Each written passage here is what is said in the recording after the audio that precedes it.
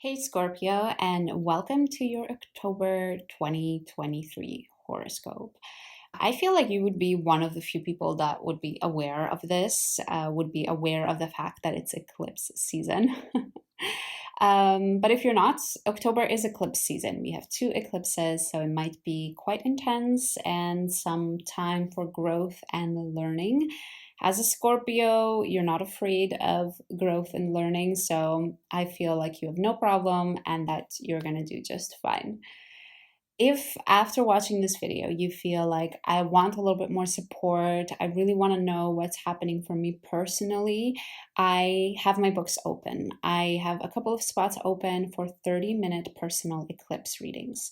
We're going to sit down one-on-one, pull up your chart, and really take a look specifically how it hits your planets, what other bigger, larger themes you have going on in your life.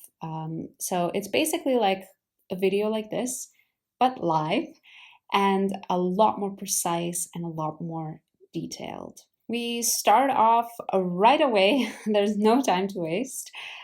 Between October 2nd and 4th, we have Mars conjunct the South Node in your 12th house, sextiling Venus in Leo in your 10th house.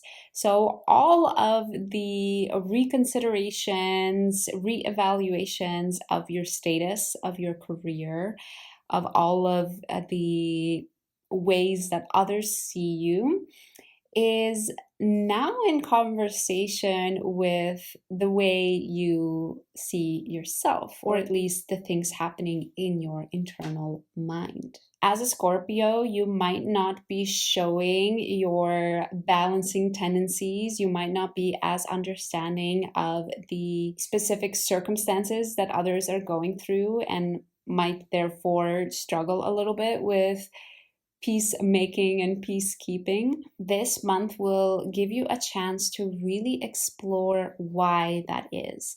What is there deeply in your subconscious? Perhaps something that you experienced when you were younger, where you saw somebody be giving and peaceful and somebody that kept the peace at all times, and you perhaps saw them not being happy. You saw how actually it really hurt them to do that. So you vowed with yourself that you're never going to do that.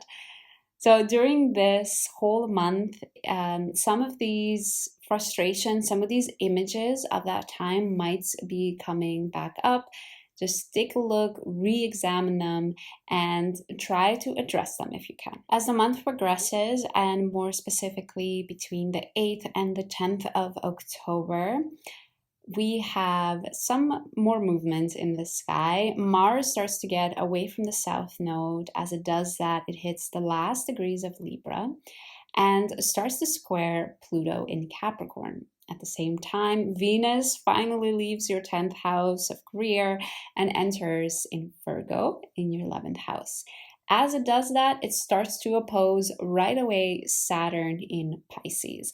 So this can be quite an intense day because there's quite a few squares and oppositions, and also with planets that can be intense, such as Mars and Saturn. This is a really good time to reconsider all of the old-fashioned, outdated beliefs that you have around communication.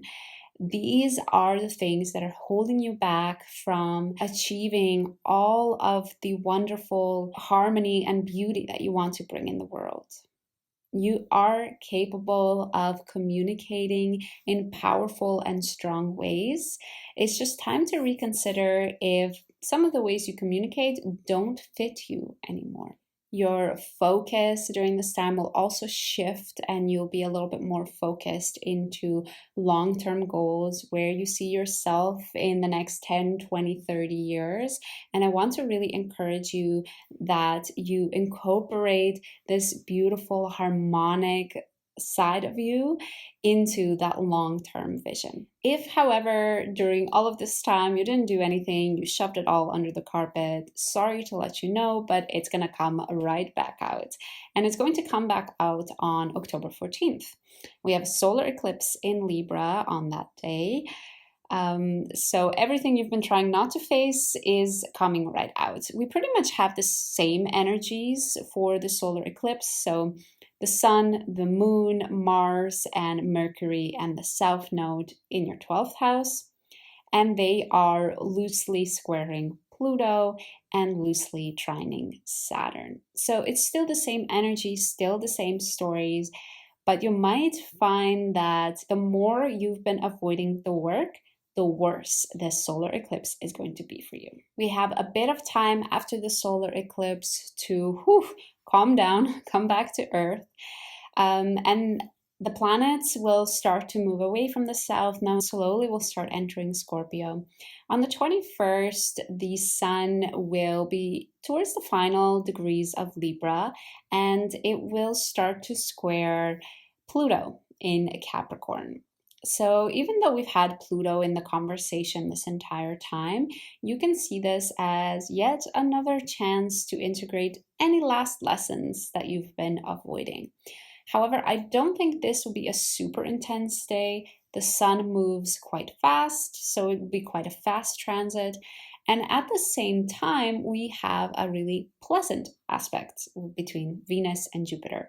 And this is also why I feel like the 21st will be more of a day where you might get a beautiful gift for doing your work, rather than a day that will continue to be more difficult. So to be more specific, you have Venus in your 11th house trining Jupiter in your 7th house on the 21st.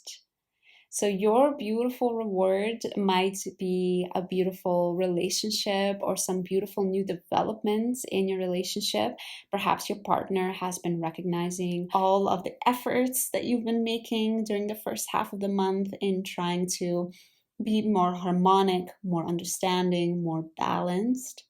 And as a way, you might find that your partner is all of a sudden becoming part of your long-term vision. Perhaps you used to consider that vision as something that you do alone, but because of this beautiful development in your partnership, you might think, actually, I think I will include them in my long-term plan. On the 23rd, the Sun officially leaves your 12th house and enters Scorpio in your first house. And as it does that, it trines Saturn in your 5th house. So all of this shifting energy now into Scorpio in the second part of the month, you can see it as a beautiful shift from doing the internal work in the first half of the month to starting to show that and integrate that into your identity in the second part of the month. So one of the first ways that you are encouraged to do this is through the ways that you enjoy yourself, through your hobbies, through your pleasure, through the activities you do for fun. Having a Saturn in your 5th house, you've been becoming a bit more mature, a bit more realistic about what it means to have fun. So this is a beautiful time to perhaps integrate this more peaceful and harmonic side of you also into your hobbies. We have a bit of a break, but not too much, because things are building up to yet another eclipse, and this time to a lunar eclipse in Taurus. On the 28th, we have the Sun, Mercury, and Mars in Scorpio in your first house, opposing Jupiter and the Moon in your 7th house. So this is a wonderful test to see if you really learned your lesson, to see if you really can find the balance between being peaceful, loving, understanding in your relationships, and at the same time maintaining your intensity, your beauty, and your depth. And finally, we close off the month with Venus trining Uranus. Venus in your 11th house is trining Uranus in your 7th. So for a while now, you've been experiencing some ups and downs when it comes to your relationships. You've been a little bit more on the individualistic side, wanting to really establish your own way of what it means to be in a relationship.